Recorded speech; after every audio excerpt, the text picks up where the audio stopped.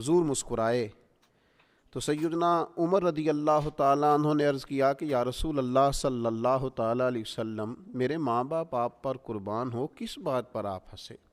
تو نبی پاک صلی اللہ تعالیٰ علیہ وسلم نے فرمایا، میرے دو امتی قیامت کے دن اللہ کی بارگاہ میں کھڑے ہوں گے، اور ان میں سے ایک عرض کرے گا، یا اللہ، اس میرے بھائی نے مجھ پر ظلم کیا تھا، میرے اوپر اس نے جبر کیا تھا، تو مجھے اپنا حق اس سے لے کر دیا جائے۔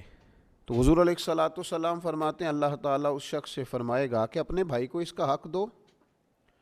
عرض کرے گا، مالک، میرے پاس تو اب کوئی نیکی بچی نہیں، کہاں سے حق دوں؟ تو اب وہ جو مدعی ہے، جو دعویٰ کر رہا ہے کہ میرا حق اس سے لے کے دیا جائے، وہ عرض کرے گا، مالک، پھر میرے گناہ ہی اس پر ڈال دیے جائیں۔ حضور مسکرا رہے ہیں، جناب انس بن مالک فرماتے ہیں، لیکن اس بات پر آ کر حضور کی آنکھوں میں آنسو آ گئے۔ نبی کریم صلی اللہ تعالیٰ علیہ وسلم فرمانے لگے، وہ بڑا ہولناک دن ہوگا قیامت کا۔ لوگ اس دن تلاش کریں گے کہ کوئی ایسا شخص ہمیں ملے، ضرورت محسوس کریں گے کہ جو ہمارا بوجھ اٹھائے۔ اب وہ شخص عرض کرتا ہے، مالک، میرے پاس تو کوئی نیکی نہیں ہے، اور یہ کہہ رہا ہے میرے گناہ ہی اس پر ڈال دیے جائیں۔ تو نبی پاک علیہ الصلوۃ والسلام فرماتے ہیں، اللہ تعالیٰ اس مدعی سے فرمائے گا، ذرا سر تو اٹھا، جنت کی طرف تو دیکھ۔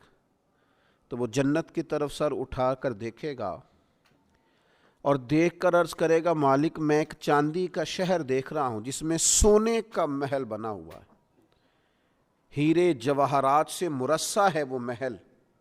اے مالک، کون اس کا مالک بنے گا؟ یہ کس کو ملے گا؟ تو اللہ تعالیٰ فرمائے گا، جو اس کی قیمت ادا کرے۔ تو وہ عرض کرے گا، مالک، اس کی قیمت کون ادا کرے گا؟ تو اللہ تبارک و تعالیٰ فرمائیں گے، تو بھی اس کا مالک بن سکتا ہے۔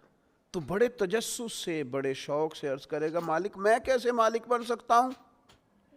تو اللہ فرمائے گا، تو اپنے بھائی کو معاف کر دے، میں تجھے اس محل کا مالک بنا دیتا ہوں۔ کر دے معاف اپنے بھائی کو، درگزر کر اپنے بھائی سے، بھول جا اس کی خطاؤں کو، کچھ دیر کے لیے چھوڑ دے جو اس نے غلطیاں کی، تو معاف کر دے اسے، اور میں اس محل کا تجھے مالک بناتا ہوں۔ نبی پاک صلی اللہ تعالیٰ علیہ وسلم ارشاد فرماتے ہیں، وہ فوراً عرض کرے گا، مالک، میں نے اپنے بھائی کو معاف کیا۔ تو اللہ تبارک و تعالیٰ ارشاد فرمائے گا، اس کا ہاتھ پکڑ اور پھر اسے جنت میں ساتھ لے جا۔ جا، گویا میں نے اسے بھی جنت دی۔ یہاں شارحین حدیث نے لکھا ہے کہ یہ جس کو کہا جا رہا ہے کہ اس کو پکڑ کے جنت میں لے جا، اگرچہ اس سے غلطیاں ہوئیں، لیکن بعد میں اس نے توبہ سچی کی، اس نے اللہ کی بارگاہ میں گڑ گڑا کے معافیاں مانگی، اس نے کوشش کی حق ادا کرنے کی۔ لیکن اگر کچھ کمیاں رہ گئیں تو چونکہ سچا تھا، ادا کرنا چاہ رہا تھا، کچھ باتوں پہ پہنچ نہ سکا، تو آج اللہ تبارک و تعالی اس کی طرف سے لوگوں کو صلہ عطا کر رہا ہے۔ اللہ فرماتے ہیں، اس کا ہاتھ پکڑ اور جنت میں لے جا۔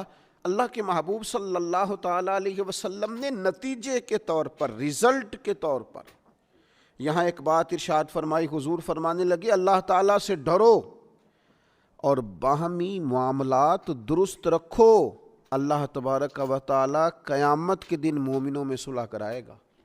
تو تم یہیں اپنے معاملات کو درست رکھو۔ اب مجھے بتائیے، ایک تو یہ نتیجہ نکلا کہ مالک کریم کتنا ہے، مہربان کتنا ہے، توبہ کرنے والے پر عطا کتنی۔ دوسرا، حضور کی علم و حکمت کی اس گفتگو سے سمجھیے کہ اللہ درگزر کرنے والے کو عطا کتنا کرتا ہے، اور پھر یہ بھی دیکھیے کہ صلح کرانا کتنا مقدس کام ہے۔ دو بھائیوں کو ملا دینا، قریب کر دینا، روٹھے ہوئوں کو ایک دوسرے کے قریب کرنا کتنا عظیم کام۔